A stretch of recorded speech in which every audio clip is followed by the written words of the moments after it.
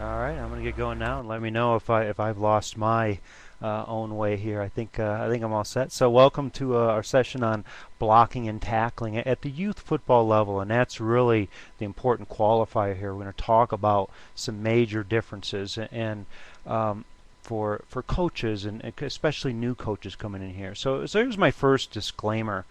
Um, None of this replaces the classic and the new real focus on heads-up tackling. And concussions are really on everybody's mind these days. And it is so very important. So I don't want you to think this webinar replaces any of those skill sets. This is really kind of outside of that. So it's just there's so much content on that. I've done some of the other the coaching certification, concussion, and heads up certifications. Go do that. I think there's good content out there, but it's pretty much all the same. And I think once you got it, you got it. And so what we'll talk about here, and this a lot of my presentation is probably most useful for that first year head coach, youth coaching, that he thinks it's going to go this way, and then he gets in there and it isn't going the way he really thought it would go. And so, but there is still value for other youth coaches. I want you to think about, we're going to get inside the mind of a 7-year-old blocker, and a 10-year-old tackler. What are they thinking and what motivates them? So that's really the difference here. So don't be too dissuaded if I don't go over so much form tackling, because this is in addition to that. It's extending it. So no real new techniques. I'm just saying we've got a different perspective. So even the pro, college, and high school, a lot of the things they're teaching them on how to block, it wouldn't be relevant for them if they had them playing out of position. Imagine taking a corner and then putting him in, as a nose tackle. Would you teach him the exact same techniques? Probably not, because he physically couldn't do it. They have different advantages.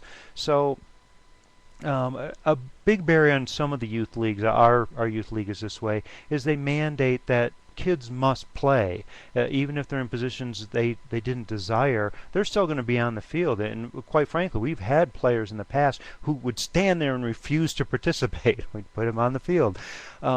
Even high school doesn't have that problem. In high school, if a kid's that way, hey, you bench them. But after you get down, you start benching and expertise and all this stuff. At high school, you really do get whittled down to those kids who really want to block.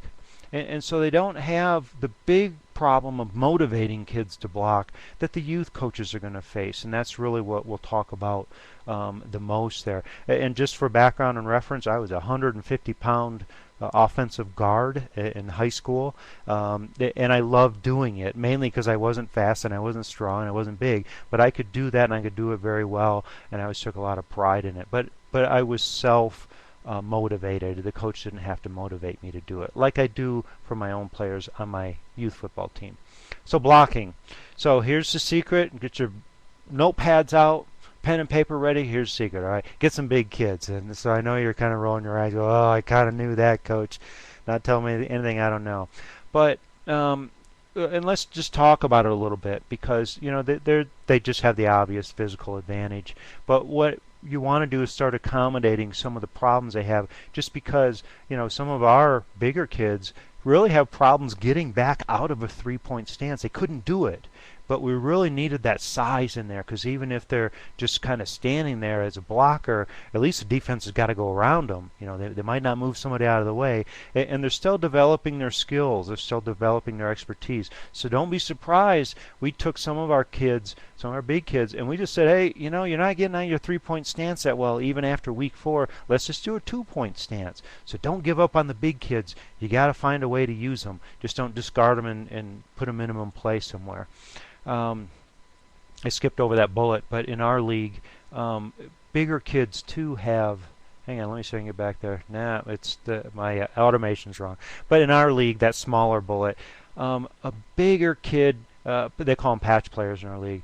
They can only play on the line, so you don't have to wrestle with that lost expectation of they thought they were going to be the quarterback, they thought they were going to be the running back. Hey, my hands are tied, young Wolverine. You can only be on the line. And so then they're not fighting it as so much. So as I talk about the big kids, boy, there is really something about these gentle giants, and I'm always curious if other people see the same thing I see. And I don't know if it's a recent phenomenon or not, but the big kids, they come in and they really are coddled by mom. And whether it's a lot of extra attention, and I've heard stories of moms coming onto the practice field one by one and feeding their oversized player. Now, and it's funny because the little kids, those little scrappy kids, mom pulls up in a car, she barely slows down her car, and she throws a kid out and just drives off. And I'm saying, hey, don't you want to know my name? And say, nah, he'll be fine. So those little kids are scrappy, they're independent, but the big kids, they seem to be more coddled, and so you've got to have a slower hand with them. You really do have to treat them differently.